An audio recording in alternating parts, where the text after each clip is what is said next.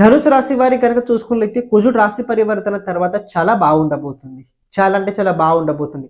పంచమాధిపతి అలాగే ద్వాదశాధిపతి రాశిలో గోచరం, పైగా శని దృష్టి తో పాటు ఉండడం, శని దృష్టి కుజుడి పైన, కుజుడు దృష్టి శనితో పాటు ఉండడం వల్ల ఇది కొద్దిగా బాగుంటది. కానీ పారివారిక జీవిత పరంగా అంత అనుకూలంగా చెప్పలేను. కుటుంబ పరంగా ఈ సమయం అంత అనుకూలంగా ఉండదు. కుటుంబం కోసమే మీరు రాబోయే రోజుల్లో చాలా చాలా నానా యాతనలు చేయబోతున్నారు. సో ఇది కొన్ని విషయాలు మీకు రిజల్ట్స్ పాజిటివ్ కూడా ఇచ్చుద్ది. ఎందుకంటే రాహుతో పాటు కుజుడు తృతీయ ఏకాదశం సంబంధం ఉంది కదా, ఇది కొన్ని విషయాలు మీకు బాగుంటుంది. కానీ మిగతా విషయాలు కనుక మీరు చూసుకున్నట్లయితే ఇది అంత పాజిటివ్ నేను చెప్పలేను. ఎందుకంటే రాశిలో కుజుడు రావడం అంటే ఒక రకంగా ద్వాదశాధిపతి ఫుల్ బాడీ ఎనర్జెటిక్ లో ఉంటుంది.